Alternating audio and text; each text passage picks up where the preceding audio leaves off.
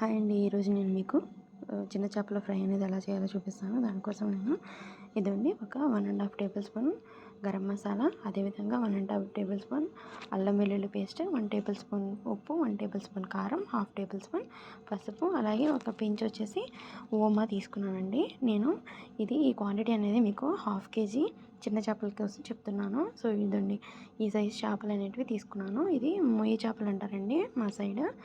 So ఇదంతా నీట్గా clean చేసేసుకొని ఇదిగోండి ఈ విధంగా ఘాట్లు అనేది పెట్టుకున్నాను. సో ఇప్పుడు నేను ఇది పక్కన పెట్టుకున్నాను. సో ఇప్పుడు ఆల్రెడీ మనం తీసుకున్నాం కదా, ఈ ఇంగ్రీడియంట్స్ అంతా మొత్తం అంతా ఒక ప్లేట్లో నుంచి అంతా ఒక దగ్గరికి కలుపుకోవాలన్నమాట. సో మీరు ఇంకా దీంట్లో వాటర్ అనేది అట్లా ఏమి వేయొద్దండి, ఎందుకంటే ఇదంతా మొత్తం అంతా మనము ఇట్లాగా మిక్స్ చేసేసేస్తే మొత్తం అంతా ఇదిగోండి ఈ విధంగా తయారైపోతుంది అనమాట. సో ఇప్పుడు మనం దీంట్లోనే ఒక 2 టేబుల్ స్పూన్స్ వరకు కార్న్ఫ్లోర్ అనేది వేద్దాం. ఇదండి ఇది 1 టేబుల్ స్పూన్. ఇప్పుడు మళ్ళీ ఇంకొక టేబుల్ స్పూన్ వేస్తానండి. సో ఇదంతా మొత్తం అంతా కలిపి నేను ఇదంతా ఇలా ఈ విధంగా చూడండి, ఇట్లాగే మనం కలుపుకుంటూ వెళ్తూ ఉంటే ఇంకేం మనం వాటర్ ఏం కలపొద్దండి.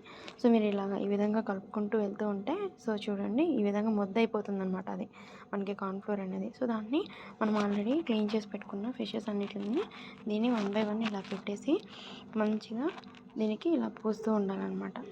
ఓకేనా. సో ఈ విధంగా మంచిగా కలుపుకోవాలి. చూసారా, ఇదండి ఈ విధంగా బాగా మొత్తం అంతా ఈ ఫిషెస్కి పట్టేలాగా బాగా కలుపుకోవాలండి. ఇలా మనం ఈ కట్స్ ఉన్నాయి కదా, ఈ కట్స్ లోపలికి ఇలా పెట్టి మంచిగా ఇలా మొత్తం అంతా కలుపుకొని ఒక 10 to 15 మినిట్స్ ఫ్రిడ్జ్లో పెట్టుకోనండి. దాని తర్వాత ఇప్పుడు మనం ప్రాసెస్ అనేది చూసేసేద్దాం.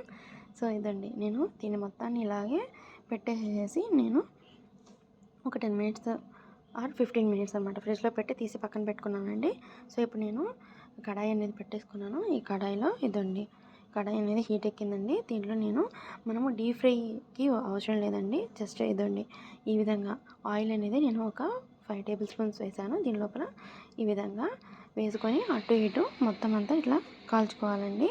సో ఇప్పుడు మొత్తం అంతా మనం ఏదైతే మొత్తం అంతా ఇలా కలిపి పెట్టుకున్నామో అలా విషెస్ అన్ని మొత్తం అంతా కలిపిన తర్వాత ఇదండి ఇలాగా మిర్చి వచ్చేసి నెక్స్ట్ ఇంకా కరివేపాకు ఈ విధంగా మనకి మిగిలిపోయి ఉంటుంది కదా, ఆ పిండిలో ఇలా కలుపుకొని ఇలా జస్ట్ ఒక డ్రై రోస్ట్ లాగా అలా చేసుకొని ఇప్పుడు ఆల్రెడీ మనం ఫ్రై చేసుకున్నాం కదా, ఈ ముక్కల పైన వేసుకొని తింటూ ఉంటుందండి. చాలా అంటే చాలా బాగుంటుంది.